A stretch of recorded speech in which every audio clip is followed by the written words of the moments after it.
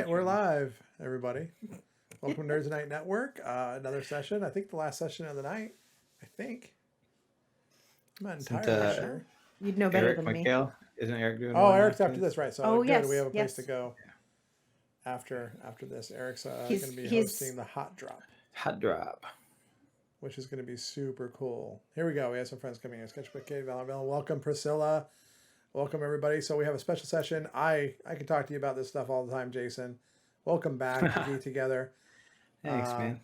You know, introduction of the man that started barely and grown up. We got Robbie here, and with me, 75% of the time now, Christina.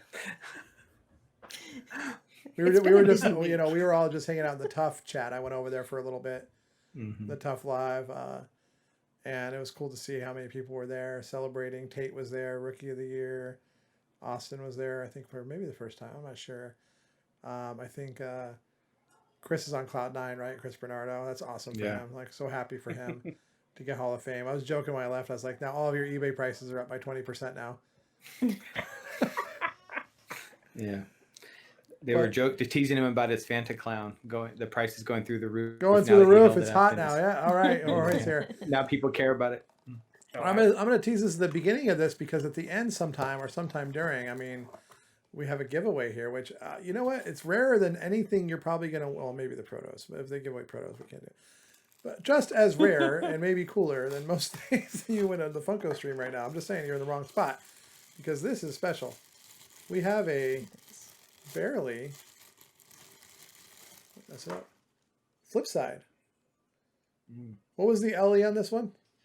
100. 100. No, it's not on the box. Yeah, but it was 100. And it was for the my 2-year anniversary of when I first dropped. Yep. The resin barrelies. It had been 2 years. 2 years. Cool. Flipside barely. LE 100.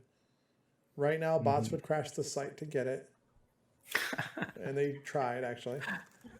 Anyway, awesome bear. So somebody's going to have a chance to win this today in our stream. Yeah. Thank you, Jason. Awesome. Yeah, sure. Thanks for having me. I opened the box. Sorry, everybody. I took it out. But there's no window. There's no window. It's meant to be out of the box. No window, see. But it has a sticker. Box intact. We can ship it out Monday. So, all right. So I talked to you a little bit about it, but I'd like to kind of go back. I mean, we did record an episode. I don't know. How long was it now? A while ago. It was back in early December, I think. Early December. Yeah, it's like 6 months ago. The year feels really long. Yeah. And then like last week with Reese. Yeah, that's true. Yeah, but that was a different episode. That was more about the partnership and the merger and that kind of stuff. This one I really want to make more about, just barely. Sure. Just barely talk about it. Just barely. It works so well. The jokes are never ending. The jokes are never ending. I'm a little punched up, so don't mind me. I'm a little loopy. It's been a couple long days, but yeah, I know I've seen great stuff. Really good stuff. I hope you've been enjoying it. I know I've seen you coming in and out of the chats today, and I tell you what, like I just came off. I don't know if anybody was able to make it. I don't know if you know them, Jason, but Chris Uminga. I'm familiar with who he is, but I've never met him. And Chris Izzulo, and that was that was for me anyway. It was like I was probably fanboying a little bit too much at the end. Yeah. It's okay. You got all the flash stuff that he's done, right? Everything. I imagine. Yeah. That's really even cool. an AP. Oh wow. Yeah, Clint couldn't make it because he's over. We were like newly minted mods on the Funko Twitch today, and with everything going on, so we kind of put out a call for some help. So sweet. So he's over there modding. Yeah, I saw him this morning when they kicked off the stream. Yeah, Clint. yeah, yep. So I had my fill. I'm okay if he has to do something else. Well, we've all had our fill on Clint, but I have my Clint fix. We all had our fill on Clint, but he doesn't care usually. He still does it anyway. Anyway, let's get going. So I want to talk about, kind of when did you first start? It doesn't even have to be barely, but when did you first start making any type of toy or thinking about getting into toy making at all? It was probably 2014 or 15 when I got my first 3D printer and started because I was interested in making something tangible, whether it be from cool stuff I could download from Thingiverse or some stuff 3D models that I made in a 3D program I had. So probably back 2014 or 15. One of the first things I did was 3D print a lightsaber for my oldest. It was one where Like what size of a lightsaber? It's full size and it extends out and everything. Oh, you did the whole wow. deal. Like, Okay, okay. Yeah. Now, there's these guys who are prop makers for their profession, and they put together a kit online that you could just download ready-made, and you just pick the pieces you want to print out, and you can like make your own custom. So depending on what you printed out is what your saber would look like, and then it had the telescoping end on it. And my oldest was like, "Oh, my dad makes toys." And he's like, "Can you make this? Can you make that? Can you do this?" I'm like, "No, just certain things." Very limited, but That's yeah. funny. So that was a few years back. We started doing that too when we got a 3D printer. We started looking up Mhm. things on Thingiverse and whatever it is to print out for Yeah. the kids, like some Doom BFGs and Doom keychains, like Nice. different things, like alien things that my kids are into. That's It's cool. fun. It's a lot of fun. Yeah, we went in, and my oldest was had a bunch of Duplo Legos at the time, and then wooden trains from IKEA, and so I found some people had done some different train track things and Duplo pieces. So I modded them together and printed out like kind of angled pieces for the tracks, so we could like make his train tracks go up 2 levels and go around. So we were like printing out stuff to mix and match and like make our own pieces to combine wooden train tracks with Duplos and stuff. That's awesome. It's pretty fun. Yeah, it was pretty crazy. That is cool. It is a lot of fun stuff. So you go from that, Mhm. you're making 3D stuff. What'd you get the 3D printer for Yeah. eventually? Just to play with when you first got it? Is that what it was? For? Yeah, just I used to do a lot of freelance 2D animation, After Effects and stuff. I worked at an agency and then did some freelance on the side, and I was fascinated by 3D printers. So I told my wife, I said, "Okay, I'll do one job for the family, pay down some bills, one job for me, until I like kind of saved up some money to get a 3D printer." And then just because I wanted to tinker around, I was had been a Funko collector, collected wobblers and pops, and then I was like, I'm gonna try to make my own pop. Okay. So I have down in the garage one of my first prints of like a toy type thing is like myself as a pop figure that I 3D Nice. printed all the way, just to test out, what I could do and what kind of print qualities I could get. And then after that, I was like, that's just cool, but now I want to try to make something of my own. And that's when I started trying to think of what that would be, and it eventually was Barely. There was one figure before it that was like these things like called draggers. And if you look all the way like to the start of my Barely Instagram, there's like these characters that I did them all as like the Justice League. And they're like these little pill-shaped characters with knuckles that drag on the ground and long skinny arms, and they're like squatty looking characters. And I'm like, I like this, but I don't want this to be like the first thing I focus on. So then I kind of left them behind and started working on And do you still have those? Barely. I have some 3D, like partially 3D printed ones, and some, it's all with the fused filament printer. So it's all that plastic that's all rigidy, that it has not sanded.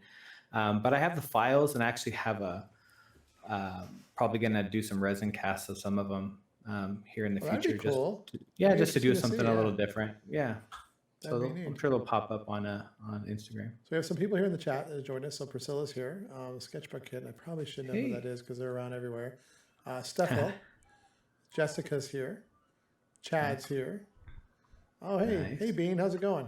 Damien, Christina, Bean here. Nice to see you all. So welcome here. This is fascinating. I love hearing about the beginnings and kind of how you get to where you are now. I mean, you go from, let's just synopsis, make a shortcut of it. It's you buy a 3D printer at one point in time, a few years ago, 4 years ago. Yeah. Yeah. And now you're a About 4 or partner with Bimtoy and selling out in sub-seconds, and everybody's complaining about bot. So that's pretty good journey. It's gone pretty fast. Yeah, it's crazy. Well, it's taken 4 years, Yeah. right? You said It 20. did. Yeah, 20. Yeah, it's been about 6 years since I bought my 6 first years printer. since you bought the 2014. Yeah. So it's been a while. Yeah. It's an evolution, right? Okay, so you're Sure. making these other figures, Yeah. and so then where do you go from there? So you decide to stop doing that. Where'd you go from that point? From those other like knuckle dragger figures. Yeah. Just the next thing I did was, I've shared with you all before in another interview that I've had like a lifelong fascination with bears. It goes back to watching The Jungle Book with my grandpa as a kid. And he put the idea into my head that as much as like I thought it was cute, it'd be fun to have a friend bear, you could walk around with. I imagined Mowgli and Baloo, going through the forest. I'm like, oh, I'd have a Or Christopher friend Robin bear. and Winnie the Pooh, Yeah, there you go. And he's like, yeah, they look cute, cuddly, but they just could rip you to shreds. And it was, I was probably, 7, 8 years old, and that something clicked with that for me. That was like this dual nature, or how it could look so one way and just be super aggressive and just rip you apart. And that started like just a lifelong fascination with bears, all kinds of different bears. And I remember like when my family went on a cruise to Alaska, and I was like, I have to go to this grizzly bear sanctuary because I can get as close to a bear as I will ever get without being killed. I was like, I have to go. Yeah. Yeah. Did you So go? it's like, yeah, we did. Totally Yeah. did. It was super awesome. That's cool. Yeah, it was nice. But yeah, so that's kind of that love of bears is what kind of zeroed me in on wanting to kind of make a figure. And at first I started, sketching it, and I was trying to make like the best pose or make something look super cool and like very, character driven, very animation friendly. At the time I was watching a lot of Adventure Time, and they kind of have no rules for how their arms and their legs and everything works, and everything's exaggerated, and watching a lot of that stuff. But I decided, if I'm going to do this and make a figure, I want to just keep iterating on it and painting on it and drawing on it and doing different things. And at that time, when I was doing that, I think Reese O'Brien started doing Tiny Ghost, and he'd had this plain white ghost, but then X-ray came, and different things like that, where I was like, it's the same thing. And you can change it so dramatically by what you do to it, how you, take the same basic shape. And then I learned the word for that was a platform. Oh, okay. Is that what I'm doing? Wasn't, like. That's fun. That's hilarious. I mean, that's so true, right? You don't know. Yeah. You're doing the things, and there's a technical term for it, right? Yeah, for sure. So I just, kept distilling it down to as simple as a shape that I could that still made sense to me, that looked like a bear, but didn't go like anatomical, with it. I tried to do something character-ish, put some cute in it, and just kind of make it what felt to me to be appealing, and hope that it resonated with other people that saw it. But really, I didn't have an intention of like selling it like in a vinyl toy at that time, because I just thought that was really far out there and not possible. I was just like, I'm going to make this, and I hope anybody I show it to thinks it's cool. And I posted it on Instagram, and people were like, are you going to make some to sell? I do remember reaching out to you about the first like skeleton one. Yeah. That you did, the first X-ray, Barely Dead. Is the actual name. But, and you totally weren't like in the mindset of selling. No, I wasn't. And I was like, yeah, I guess, yeah, I can. And that's cool. And you got one of those for me, and a blank one of the resins. I'm not going to bring up the fact that you haven't done anything with. Oh wait, I can't. I will. Yeah. Sorry, Christina. I will too. I haven't done a lot of things that I need to do. Oh, hey, it's the work of an artist is never done. We're gonna get it done before Yeah. Designer Con. I have a vinyl for that. And I found the vinyl. I'm very excited. Nice. So we're gonna get both of them done then. And I say we, as in Christina will, and I will play video games. Actually, I'll be doing this Probably probably. true. There you go. Yeah. Yeah. Where But that were was just kind of how it just progressed, and the more and more I just kept working at it and iterating on it.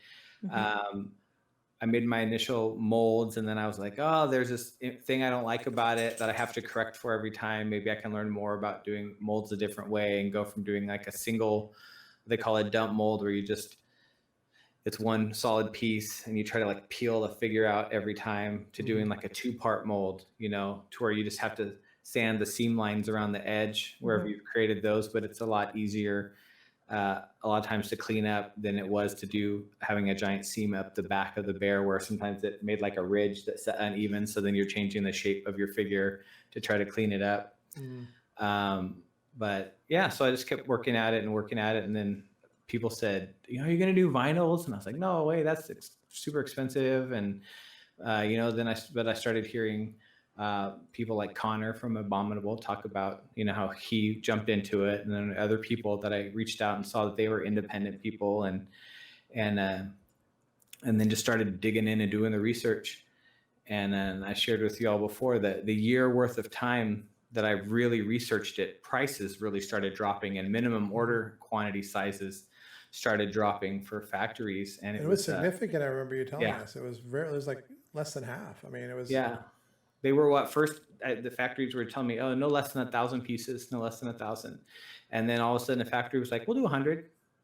I was like, wait, what? That's a lot more approachable for somebody who's starting out. Yeah. And obviously it was a little more expensive per piece. Oh, of course. Yeah. But but then when they said 100, I was like, that's not enough. I want to do 200. So it's like, I couldn't get across the threshold. And then once I did, I was like, well, I want to step in further. That's normal. I was like, yeah. So, so then I just worked with the factory. I was kind of at a little ahead of ground zero in that I already had a 3D model ready to go. And you did your own 3D model, right? I did. Yeah. It was super, just super simple and clean. I used a program called Cinema 4D, which is mostly for motion graphics, but it has some cool modeling tools, really simple, what they call primitives, it's just kind of, and then I used a lot of like deformers. So like tapering and bulging, and just kind of was like, okay, this has to be something I can do. Cause I'm like, wasn't going to invest the money at the time to have somebody else sculpt something just for fun, it's, so I just was going to iterate on it myself. And so I did a lot of YouTube University and kind of upped my skills that way. And then I also, my day job, I work for what used to be called lynda.com. And so they have a lot of online education stuff. So I have access to that library for free. It's actually pretty good. Employee. I mean, there's some really good content. There is. I've been using it. Yeah, sweet.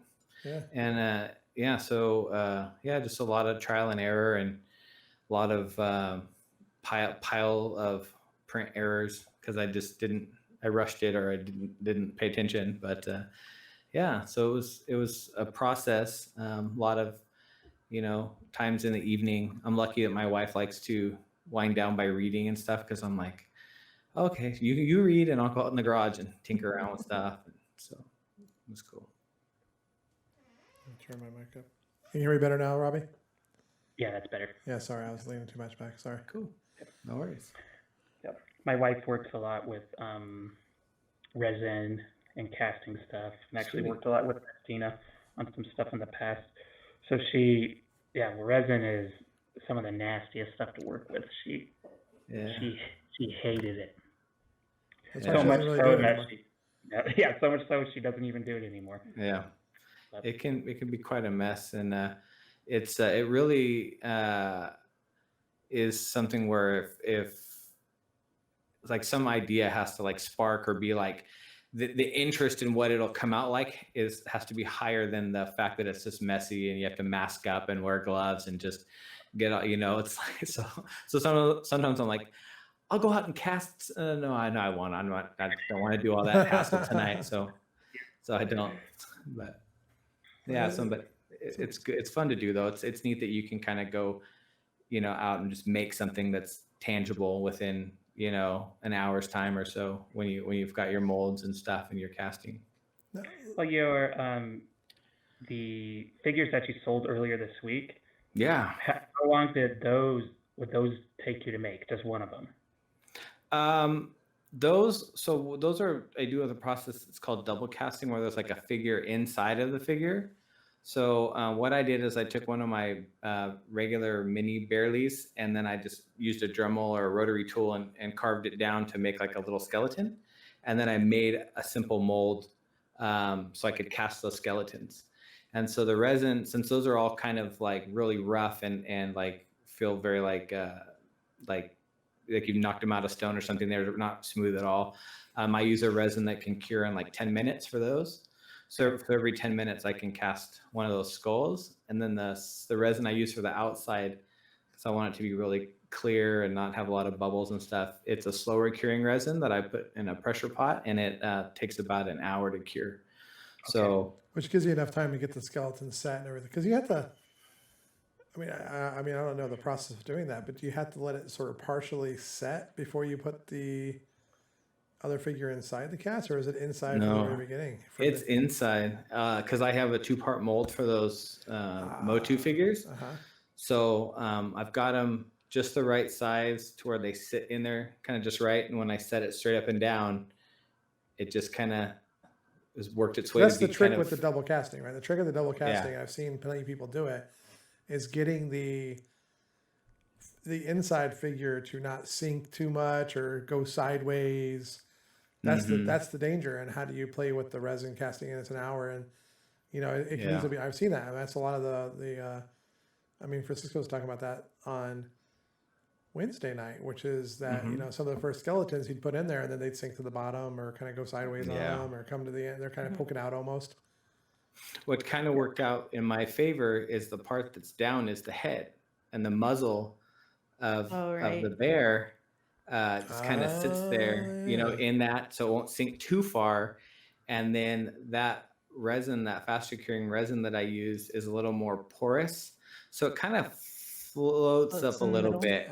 It doesn't like sit right on the bottom, so it's kind of a just comedy of errors, that it worked out just right, because that was what I was concerned about. Because I've done some of the bigger resin barrelies where I've stuck little ones in them, and they've touched like right out to the side, so you can like kind of feel like they're almost protruding from the edge and stuff, because it just doesn't sit right. But these are kind of working out kind of nice. The way they're just kind of sitting in there, doing kind of fun.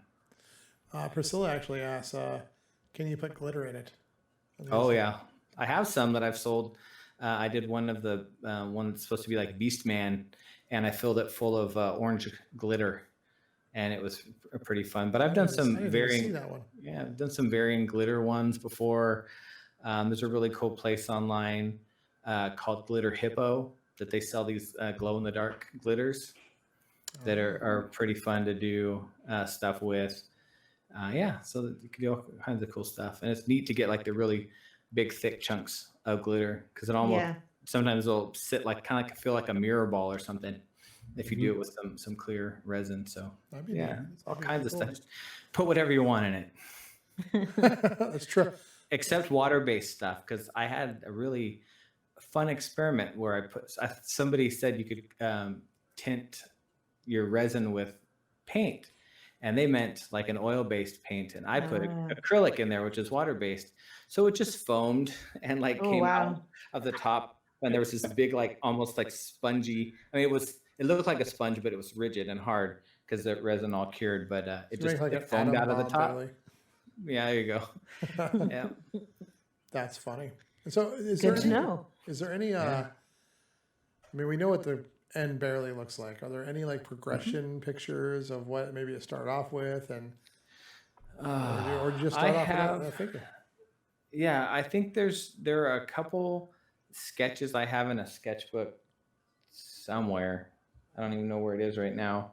A couple sketches, and then I move. My tendency is to move too quick to digital sometimes. Like I don't work it out long enough sketching it. So there is on a hard drive that it got left at my office when we evacuated. So it's just sitting there and in my office. The first 3D attempt at Barely, and like I said, I was trying to do something that had a little more form to it and shape to it, and it's embarrassing to look at now, but I'll have to post some pictures of it when we can get back into some of that stuff. That would be cool. That would be really cool. Yeah. So Chad in the chat asked, can you cast a mini TG and a Barely?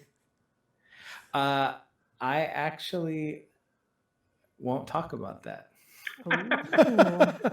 Why do you all do that to me? Like all you freaking many people this week. Yeah. All you freaking toy makers can't talk about anything. Yeah. So anyway, speaking of which, what's that give gold? Out these teases. You got that gold cat, Nico, Tiny Ghost behind you. Oh yeah. Did you go to one of the fugitive stores, or is it an insider deal going on now? Yeah. There are perks to being part of the family now. Damn it. I did see that somebody else who lives in California got theirs already. Yeah. From Fugitive. So you could have just, you live in California. You can, just fast shipping. So I'm gonna start seeing like Reese whenever, like we'll join a video call with Reese, or he'll send us pictures of his work area, and then after the fact he'll be like, "All right, you see all this right here? Don't talk about this." Yeah. Yeah, that's I have we have a standing Tuesday video call, Reese and I, and if we need it, we'll do it. If we don't have anything to talk about, we'll just skip it. Right. But that's been one of the funnest things coming from being a fan of Tiny Ghost and Reese's, is he'll be like, check this out, look at this thing and that. And I was like, oh my gosh, so cool. It's got to be kind of surreal for you to be, because totally you were a collector, you're in the collecting community. Yeah. And so you're a fan of Reese's, and he's helping you, and now you're part of the team. Yeah. And so now you kind of pull the covers back, and now you're seeing all these leaks that you would have access to, and different things. Yeah. It's got to be crazy. I mean, he said, he talked in the one we were in the other day, was it Saturday? So I feel comfortable talking about this. How he said they're kind of at 50% of plan, for the year, right? Because of the factories. So that means they had 50% more that they haven't released yet. And we were in a chat a couple months ago now, and he's like, want to see what it all was? So like he's just like, here's like a sheet with everything, and I'm like, oh my gosh, And when he says it's going to blow people's minds, he's not kidding. I think people will just be amazed, and the fans already really love the stuff that he does. I mean, he's super, super talented, and I just keeps iterating and making really cool stuff. And it's going to be super, super cool to see people's reactions to what's coming. Yeah. I mean, we're always happy to see whatever we can. And, although to be fair, I probably, as nice as it would be to see everything in advance like that, then we got to wait. Yeah, that is been the hard part. It's like, when's that one? Is it this one? And Joe will go, nope, not that one yet. Not that one. But I wouldn't mind getting sent Tiny Ghost ahead of time and everything. Yeah. So I'd trade it in. Priscilla actually asked another good question. Sure. Will Jason start doing lines of other animals in the Bearly style? I don't know. I haven't. We haven't. We're definitely talking about what there could be in the future. I'd like to see something that would feel like a companion, like with Bearly, some kind of figure, that you could see them side by side and think, oh, they're friends or enemies, whatever. You could do like a minis, but they could be like cubs. There you go, bear cubs. That'd be cool. At one point, I really thought I wanted to try to make some kind of sloth that could attach over his back, Oh, that would be cool. And like be like a friend that could go with him. Oh, kind of attached to it kind of thing. Yeah, like it could some way be on its own, but then attach, But it's really fun. All the guys with Bimtoy are just kind of very open, about what the future, what we can do. Let's do what makes sense. Let's mess around with what doesn't make sense until it does. Like they're super, super cool. So who knows what'll come next, but I think it's like a kind of an open slate or a blank slate. Is that what they say? Blank slate, yeah. Open slate. We understood. Sure. So I had to pause for a second. Sure. Looking behind you, that Janky was white before, right? You painted it now? This one, yeah. Mm-hmm. This is my first attempt at trying to customize something this giant. Sitting in the screen. Oh, I'm just it's saying, a different animal when they're that. So is it over the weekend that you've been doing it, or because I swear it was white on Saturday when we? No, he has two. He just showed. Oh yeah, the one over there. Sorry, yeah. I'm looking. I was setting up the contest over here at the same time, so I missed it. Here's a little Tiny Ghost pin he's wearing on his vest. He's a man of riches with multiple. I remember when you were asking. You asked about his shoes, right? That's cool. Awesome. What people wanted for his shoes. Yeah, if I should go black and white with white soles or leave them black soles, so I left them. That's pretty cool. Yeah, black. Or I think it was laces, not soles. Yeah, the laces. Yours said black or white. Yeah, so it was a pretty fun one to try to do something that giant. A lot of times when you do something smaller, like a 3-inch mini or even a 5-inch figure, some of your wobbles hide. But when it's something that massive and you're trying to pull a nice straight line, really long, you're like, oh, this is daunting. even painting the base colors is a lot more challenging to get it like smooth. Yeah, for sure. On that scale. Yeah, it's definitely a fun challenge though. Something I want to do some more of. It'd be pretty fun to do. Yeah. Very fantastic. Okay, so where are we on that journey? Sorry for the derailment and obvious evidence that I don't pay attention all the time. So sorry about that. No, that's okay. I think the it's forgivable with the amount of hours you've kind of put into hosting streams over the last few days. It gets all blurred into one. Like, wait a minute, and for sure. We've talked a lot. Back massage after all this. Yeah, seriously, it's been a lot of stuff.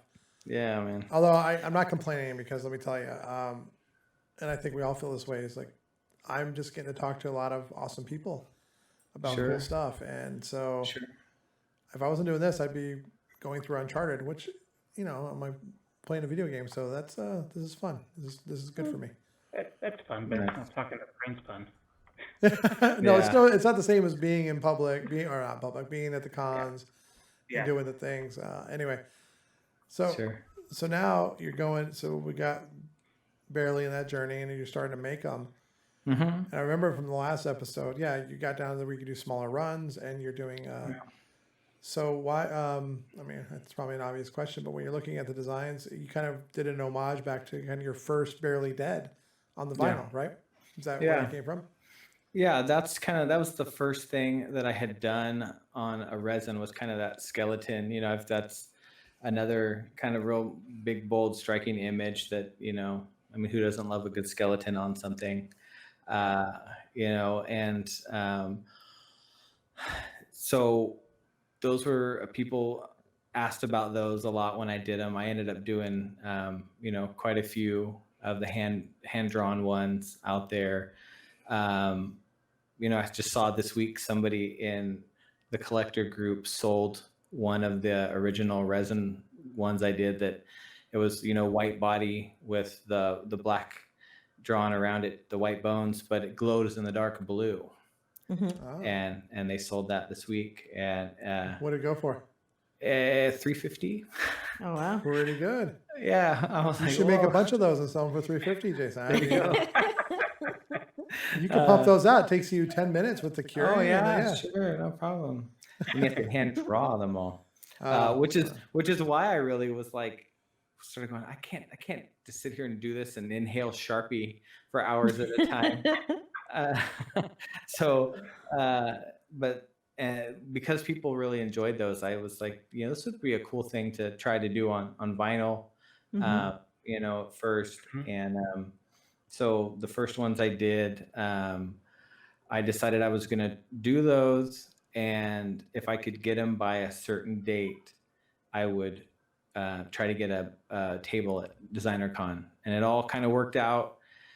For my first time at Designer Con, I was able to launch the vinyls there, and I had 100 of the black and white ones, 50 of the blue and white ones, and 50 of the pink and neon green ones, or neon pink and lime green or whatever.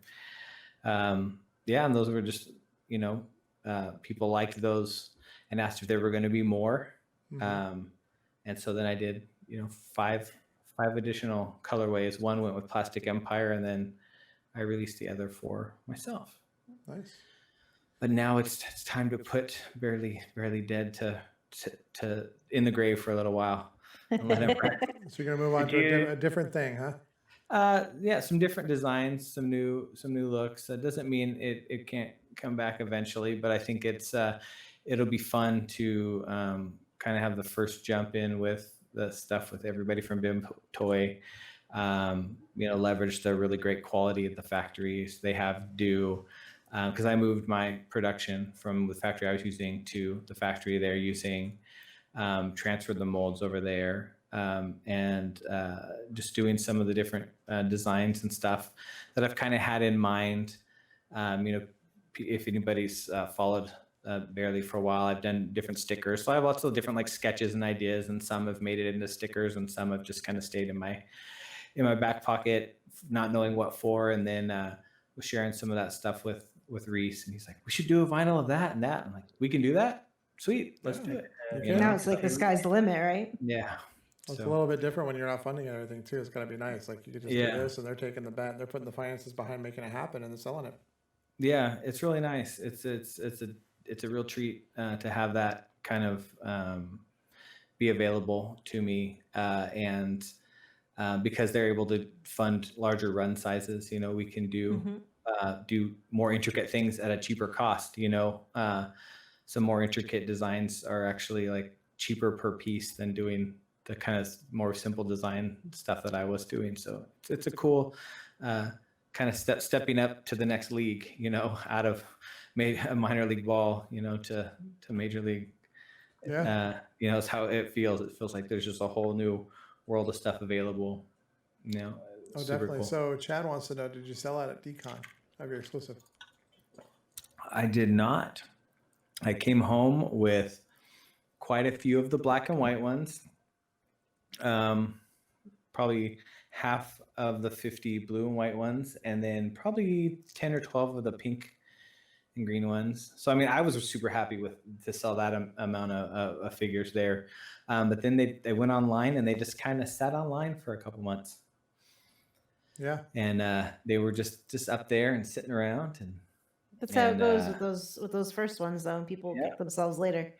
I think it's a funny story because I tell people that because I went there and I bought them.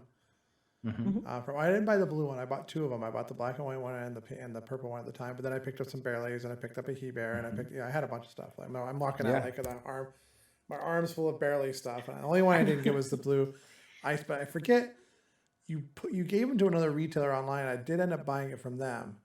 Tag 'em? Was it Tag 'em? I actually had enough just kind of sitting around that when people had reached out and said, "Hey, do you wholesale?" I'm like, yes, because then my wife won't give me a side eye for having a pile of toys in the garage anymore. So yeah, shop tag them. Yeah, shop tag them. That's where I got them. So I got that and the pin. Yeah, because I actually got they allowed me to take my stock of my website down to where I sold out. Like I had kept like 2 or 3 because they weren't going anywhere, and I gave them I think 5 or 10 of them. Yeah, so they had some pins and some of the different colorways. Yep. Yeah.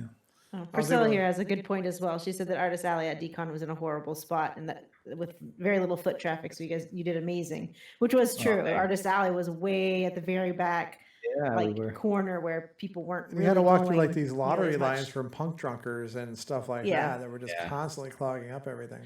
You know, but I'll say it was still a great opportunity, and there wasn't a ton of time where there was like not some flow of traffic, you know. So they did a good job, I think, and you know, it was a good opportunity, and the cost of a table for an artist was really affordable. So, you know, it's like I can't say, oh, there's just something I could afford on my own and then complain that I was like not in prime real estate. Yeah, but and then I don't see anybody's like saying that, but I'm just like it was you know, definitely I found myself at first kind of going, man, we're way up against the back wall, and I'm like, at least I'm here, you know. I get to be here, and you know, it was super fun, and I definitely I was excited and I loved it, and I partnered with somebody to get a table this year, but we're yet to see if that's going to happen. They have not officially announced if it's a go or a cancel tickets yet. either, though. Yeah, that's true. I mean, I haven't been able to buy tickets, just like New York Comic Con. They never sold tickets. Yeah, so, I mean, they're supposed to let us know towards the beginning of August what their official stance. From what I heard, and this is from somebody at Reed Pop, a lot of the times when you don't hear about a cancellation is that there's kind of contract things where it has to be a forced issue so you can get a better refund from the venue on what's going on. Whether if you make your decision before it's technically decided legally, there's a different financial obligation for the venue versus you. Sure. So I think there's a little bit of that, even though we all know what's going on. It's complete crap that anybody would adhere to that right now, right? But from what I understand, that's why I heard. That's why New York Comic Con's in a kind of a stalemate. Yeah, that could be the same thing with Decon too. Why they haven't said one way or the other, but what they have shared on their social is that they'll let everyone know in August. So yeah, that's like 3 months. Yeah, I can't see. I'm not banking on it. I would love to go, but yeah.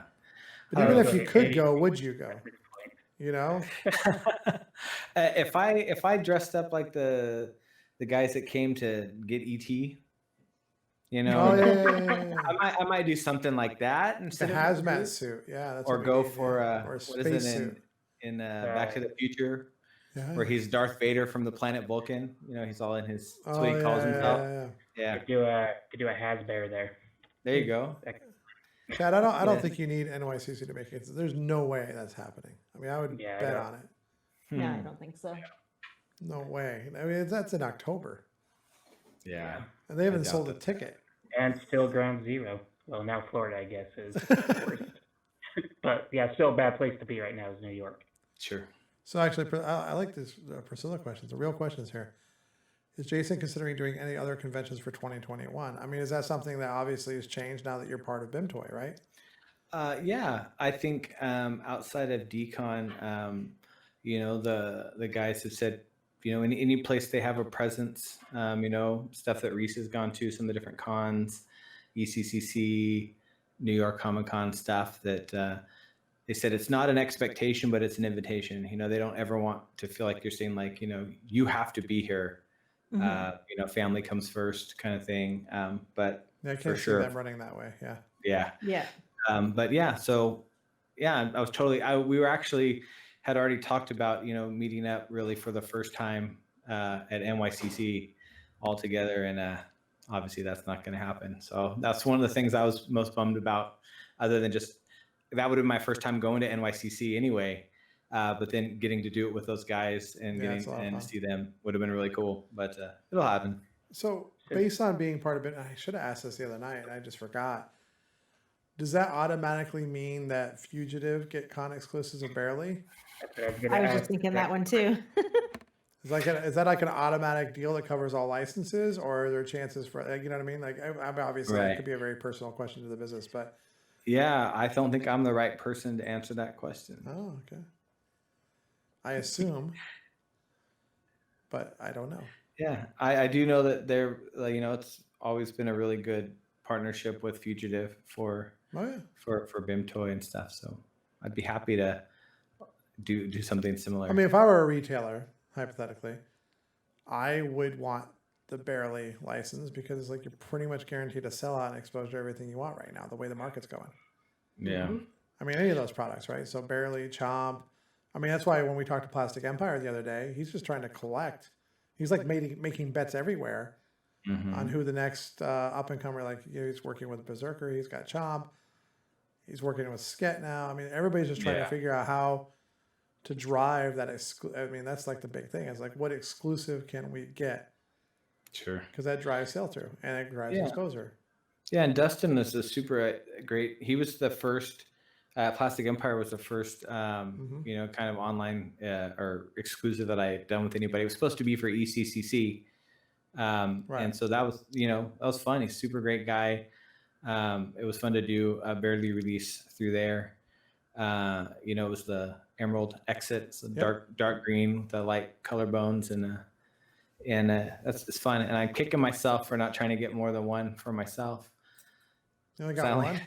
I got the one, and then yesterday I put on Instagram, I was cleaning out a box and found five artist proofs that the factory sent me. I saw that. That was awesome. Artists, we were trying to get these so fast because of how COVID had kind of slowed things down, that I kind of approved some stuff through pictures instead of having them send me kind of the artist proof and doing it that way, because they'd already done some, and so everything kind of looked like they had done the first run. So the second run, I was like, oh, these will probably be okay, and so they sent them, and I ordered some blanks as part of that order because I wanted to do that custom show. And so they had the blanks on top, some extra boxes for the blanks, and then a piece of cardboard. And I never lifted up that little piece of cardboard. And there was a couple more boxes of collapsed boxes, and the 5 artist proofs in the bottom of the box. So I was consolidating some stuff down in the garage yesterday, and I was like, what the heck? Oh my gosh, that's cool. So here's the 5 artist proofs in the bottom of the box. Nice little find. Yeah. And I posted those up because I was like so dumbfounded that they were there and thought people would get a good chuckle out of it. And I got DM'd all night long last night asking if they were for sale. I didn't DM yet, but I messaged or commented on it.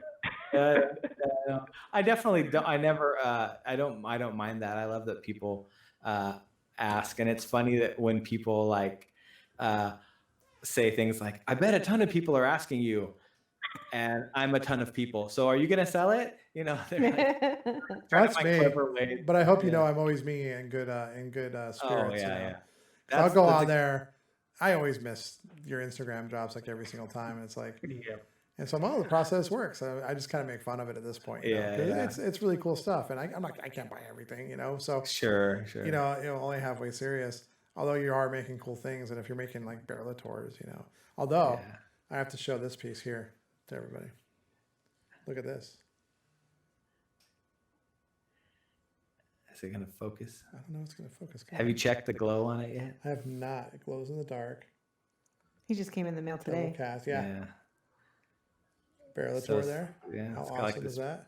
light pink and blue, and then the bones inside of it glow pink, like a Yeah. purplish pink. Oh, that's Oh. awesome. I will So- get one day. Mark my words. You I will be the mine. first- I will be the first one to copy or to message you. I bet 50,000 people have got this. You know, you just got Chad got one. Chad messaged fast one time. He got a pretty cool There you piece, go.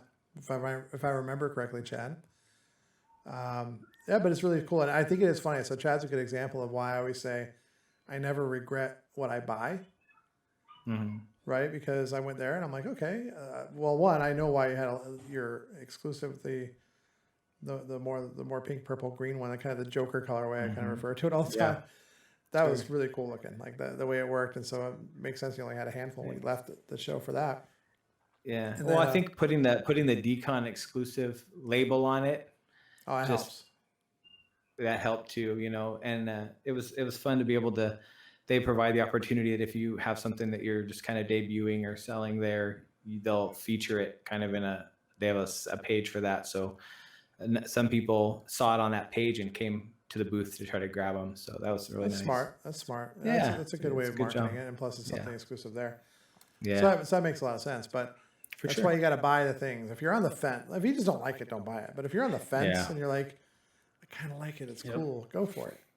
Yeah. You know, It's- worst for case sure. scenario, you could always sell it, give it away, Yeah. trade it. Like the worst case, it's not. It's That's not what like I these live things by. dissolve. I've lost It's too a lot many harder things. to buy something after it's gone Yeah. than it is to rehome something that you have decided not to keep. Yeah. And then I mean if you're kind of approaching it that way, I don't think your first inclination is going to be to rehome it at like 10 times the value you bought it No, for. no, no. Right. Usually I end up giving that kind of stuff away, or I'm like, hey, you know, even if I've had it for a year or so, I'll just say, yeah, it cost me $10, just pay shipping and stuff, Yeah. and you can have it. Yeah. You know, it's not. Yeah, I mean, if I I never sold- got into collecting for the monetary cash out later. You know. No, if I did that, I would probably be really bad at it. I'd probably pick wrong. I'd be the guy that's like, oh no, that Batman or that. Well, Batman's hard because it's always worth something. Because that's easy. Yeah. That takes care That of jungle itself. Batman. That jungle Batman. That's gonna be cash I money, have yo. one like right up here. gonna I get- love my Jungle Batman. I got a jungle Batman. I got two of them, man. The LE You got that 10,000. 10,000 piece. LE 10,000. sticker. Oh yeah. But it's got an LE sticker, so There you go. that's I would be something. like the worst because I just buy things that I like, and a lot of stuff I like just happens to work out. Like Motu, you can't go wrong with that. I've never seen Yeah. any Motu go down in value. I'm not saying they're You'd all. be like me. You'd have a full Doctor Who collection trying to make money. Yep. That's just not gonna happen. not gonna have not the right way of doing it if you're trying to make money. Hey Larry, welcome. So anyway, yeah, that's what I'm saying. Like, so I'm happy I bought them all because I've had friends. This is a story I was going to get to. I've had friends now that since we've had the group, right? So and I have to change the art on the group. I need to get time to do that. I keep forgetting to do it, but make it more of a Bimtoy group with spots for growth, and Barely is one of the labels under it, and Tiny Ghost. And it's no secret. Reese is like, that's something we're going to do more of. So we find the right person that meets the culture and what we're looking for. We'll add more. Sure. So we got to get to work. Yeah. But but in all seriousness, I've had people talk to us about trying to buy Barely's now because it's more exposure. You got 2,000 people. It's officially in the group. It's Sure. selling out. So you're gonna have a nice combination of kind of like the hypes People that are hyping up and looking to get something value, and the people that like it because they see it. And either way you go, you can't find them. Sure. You can't. There's no eBay listing for early Bareleys anywhere. No, but I did just see. So there's a couple people that like to send me some of the stuff when they see it on eBay. Just to say like, have you seen this? And but that Emerald City Comic Con one was up for $600 on eBay, and it says that it's sold. And I'm like, what? It's a piece of plastic that's sold for $40. It's well, so, it's surprising, and it's well, okay. Now I take it all back, guys. I think I have a Barely collection up on eBay now. On eBay, yeah. I'm gonna buy a car. Yeah. If you're looking for them on eBay, I think there's an account. It's called. It's not Jason Rowe. It's not mine. Don't look here for Jason Rowe. He's on there. That's funny. Yeah. No, I would never do that. Yeah, I would do it. I'd be like, maybe Chris Bernardo. That'd be my eBay account name. Yeah. Oh yeah. But it would just be all Fanta clowns. All Fanta clowns. Yeah. We gotta find him the Fanta Clown proto. Like, we need to put all of our work into finding where that is. Yeah. As his Hall of Fame thing. Well, now he's Hall of Fame. Doesn't he have access to super secret like handshakes and like doesn't he get to go shopping for protos now? I mean, yeah, that's what they do, right? They get together on the weekend. Like they're all immune to COVID, and I think they all get together. Like, I thought there was like some magic website that you just go pick protos you want and they ship them to you. Or is that just Rev? Rev just gets. We're just making up stuff now. I'm just making up shit. Yeah. Somebody's gonna believe that, right? Yeah, I don't want that to happen. Yeah. Funko.com. All right. Anyway, I better, before I forget this, it's 10 minutes exactly. I'm gonna kick off the giveaway right now. So sorry, I almost lost track of time. So the code word to enter the giveaway is barely ! Barely. I barely made it. It should show up in the chat now. And oh, by the way, yeah, these things sell. Like you just saw. I mean, this is a $600 prize. There you go. Look at this. Flip side barely. Yep. Tickets are coming in. Pretty good odds in our chat here, That's why you come here. You have much better odds to win something here than you do over the Funko channel. There you go. Robbie's actually sad that there's people here now because he wanted to be the only person entering. We told him he was only allowed to win if nobody else entered. If nobody else is here. Although I do like the fact that Robbie enters because I just get to see him not win. Over and over again. It is amazing. There you go. You see that in everything else we do. It should be no surprise. Also, if you're trying to enter and you're not following, sorry, and you didn't get a response back, it's because you're not following the channel. You need to follow the channel in order to win. So, sorry. What are you doing, Robbie? You watching stuff? This is party time over at Robbie's house. That sounded like that. Remember that song? It's a funk soul brother right about now. That's what it sounded like. That's funny. Oh man. So I think it's. I'm super happy for you with the partnership with Reese. I mean, what cooler person to work with? Super cool, super down to earth. Joe and Arseny. I mean, we've been. I mean, Christine and I, Robbie too. I mean, we've been friends with them now for 4 years. I don't know. A good bit of time. Long time. Yeah. We've been doing the party in Emerald City for them when we're allowed to, when the city's open.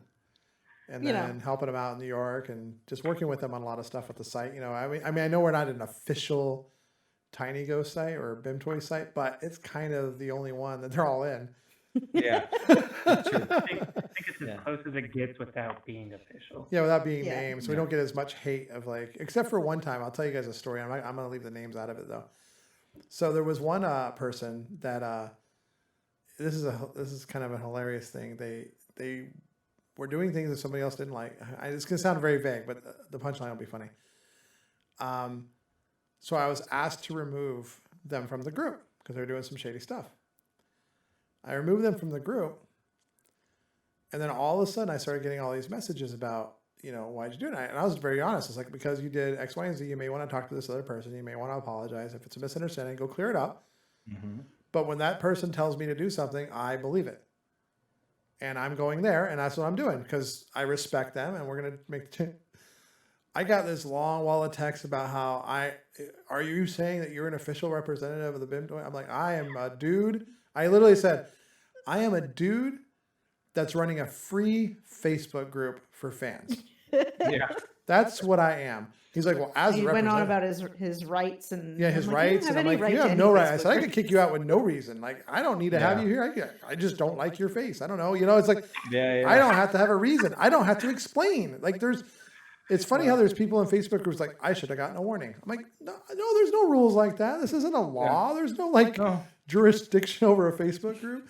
But then it was like, I got these messages from him like, I talked to my lawyers, and since you're an official representative, you could do this and you could do that. I'm like, for defamation of character. And oh it's my we God. I'm didn't like, do dude, it. okay, go We didn't for post it. anything anywhere. We just removed you from a group. Yeah, That's it. Yeah. it was funny though, but it's amazing how crazy people get about stuff, you know? Yeah. It's And really funny.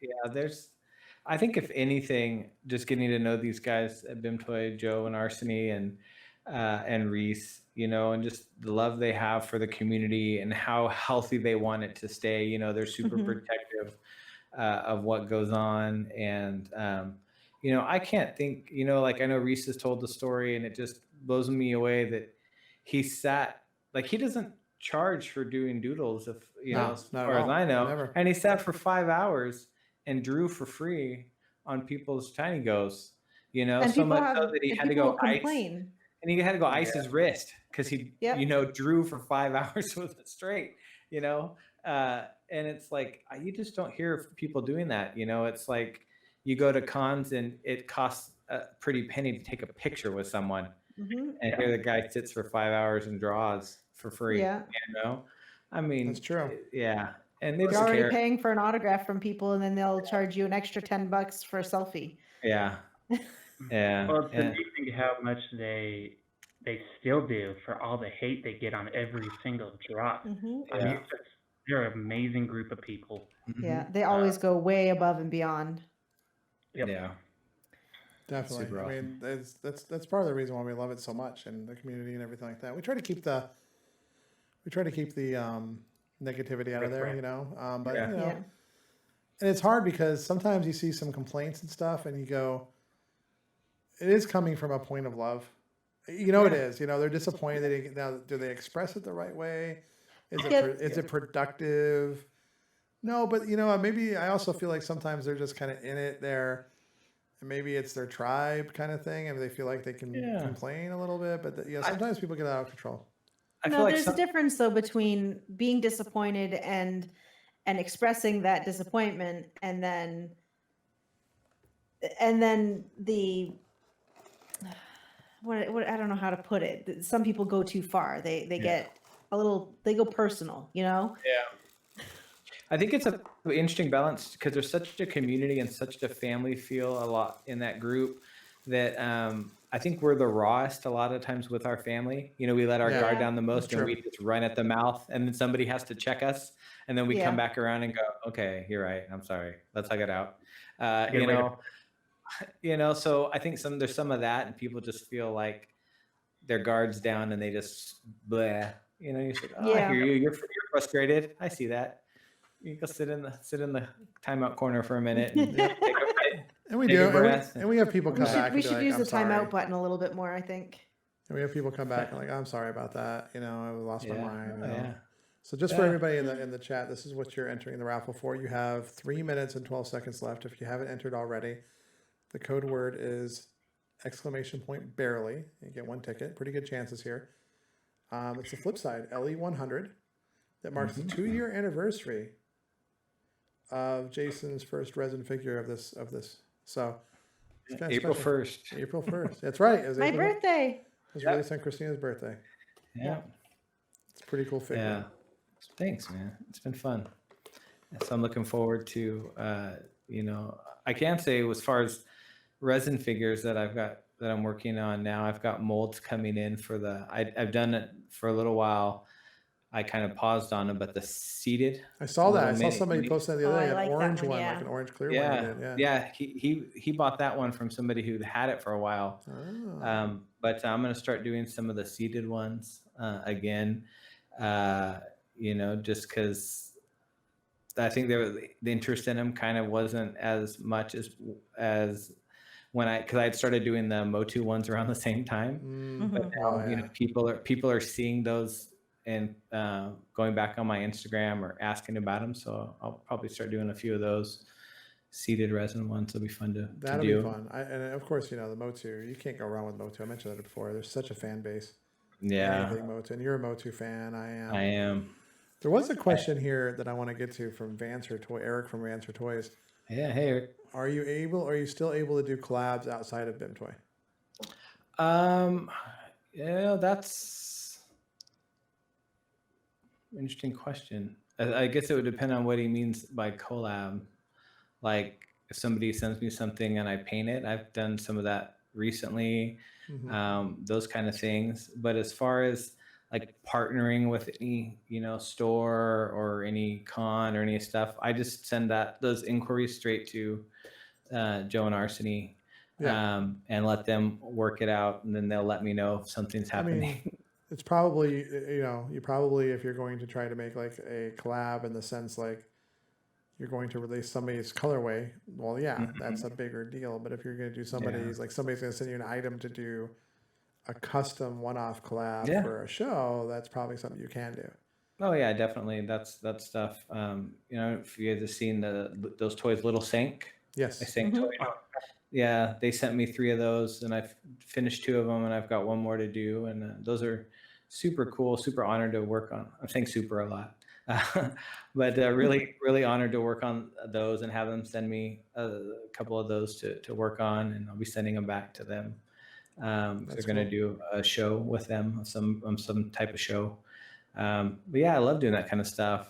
I've painted a few different figures. So my friends at Ghost Fox Toys have done some of their resins, and I'm always open to that kind of stuff. It's fun to just as much fun as it is for me to see people interpret stuff on Barely. It's fun to do that with other people's stuff because it kind of just gets you out of a rut too sometimes. All right, here we go. So the raffle is entered right on time. Look at that. It's like we planned it out here. So let's see who won. Here we go. I'm going to pick a winner. We had 28 entries at the end of the day. Nice.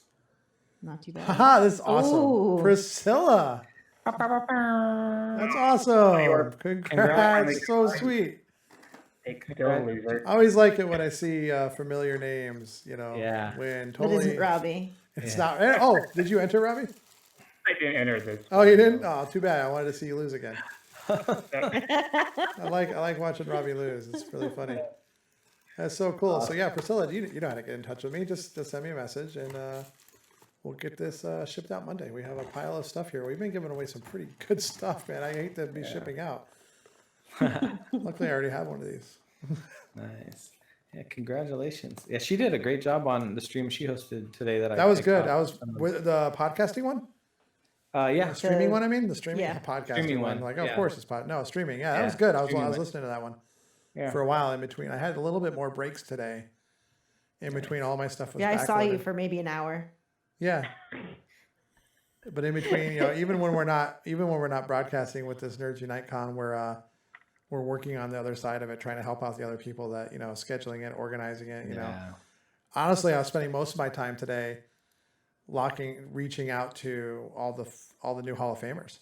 That's cool. To get them on. Put that together. Yeah. That was pretty cool. Thanks, Priscilla. Yeah, we're working hard. It's just, we want to have fun doing it. All right. We're at the top of the hour. Cool. Eric McHale's already started. So Schlo, we're going to raid him. Go give him a good Geek Together raid welcome. He's doing the hot drop. He's just doing a special SDCC edition of his podcast. And fairly new podcast, but he's a good friend and like to support anybody